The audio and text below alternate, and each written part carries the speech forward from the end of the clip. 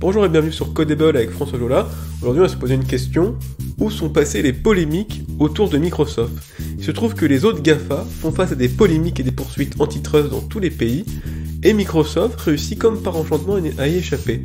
On verra que c'est totalement injuste, parce que Microsoft est de loin l'entreprise la plus néfaste avec ses monopoles pour l'économie, et on essaie de comprendre aussi comment est-ce qu'il a réussi ce tour de force d'échapper aux poursuites. C'est ce dernier point qui va retenir notre attention. En effet, comment ces machines vont-elles bouleverser notre vie?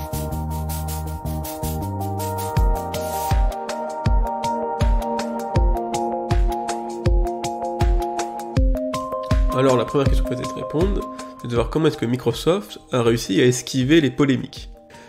Il faut savoir en fait que l'acronyme GAFA, quand on regarde de près, c'est pour Google, Apple, Facebook, Amazon, et en fait ça traite une vision qui est très mobile. C'est-à-dire on va surtout voir des produits comme Android, iPhone, Facebook ou autres, on va voir aussi des réseaux sociaux comme Facebook, Instagram, WhatsApp ou YouTube. Et Microsoft ne fait pas partie de ce monde, il fait pas partie du mobile, il fait pas partie des réseaux sociaux. Alors peut-être les plus trolls d'entre vous diront c'est parce qu'il a échoué, c'est un peu vrai, il a tenté d'accéder dans le mobile avec Windows Phone, ça a été un échec, et avant il avait quand même MSN qui n'a pas duré. Donc qu'on le veuille qu'il l'a souhaité ou non, échec ou intentionnel, Microsoft ne fait pas partie du monde mobile ni du monde des réseaux sociaux, et grâce à ça il a acquis une certaine grâce aux yeux des médias, aux yeux des politiques, comme quoi il ne crée pas de problème avec ses monopoles. On va voir que c'est faux, on va voir que Microsoft est l'entreprise la plus dangereuse de toute entreprise tech par ses monopoles. Pour se rendre compte du poids de Microsoft dans l'économie, il suffit de décrire une journée type de Charles, employé de bureau. Charles commence sa journée en démarrant Windows depuis sa Surface Pro. Sa première tâche consiste à dépiler ses mails Outlook. Un mail lui demande justement de valider le dernier rapport contenu sur la pièce jointe Word. Ensuite, il enchaîne avec une réunion sur Teams ou Skype. On lui présente le PowerPoint sur la stratégie d'entreprise. Charles profite d'une courte pause pour faire quelques recherches sur Bing avec Edge. Enfin, il termine sa matinée en téléchargeant depuis SharePoint ou OneDrive le dernier budget trimestriel sur Excel pour le mettre à jour. Où sont Google, Apple, Facebook ou Amazon? Il n'y a que des produits Microsoft en entreprise. Microsoft est tellement omniprésent qu'on finit par ne plus le voir.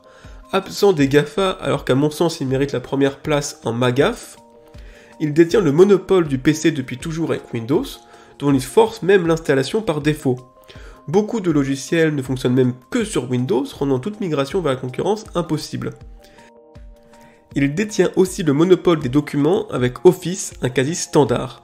Toutes les entreprises ont leur savoir bloqué dans des points doc, XLC ou PPT. Là encore, toute migration est impossible, sous peine de perdre la mise en page ou des fonctionnalités clés comme les macros. Microsoft est aussi un peu présent sur le web avec Outlook pour les mails comme on a dit, Internet Explorer qui est devenu Edge, Bing pour le moteur de recherche et encore récemment Azure, son offre cloud qui a gagné appel d'offres et qui héberge actuellement les données médicales des Français. En plus d'éviter les polémiques, Microsoft arrive même à esquiver les poursuites antitrust actuelles, alors qu'il détient le monopole des PC et des formats de documents. Il est donc temps de changer GAFA par MAGAF et de se pencher sur les monopoles de Microsoft. Voilà, le podcast touche à sa fin, merci de m'avoir écouté, je vous retrouve très bientôt sur Codable pour un nouveau épisode sur l'actualité technologique.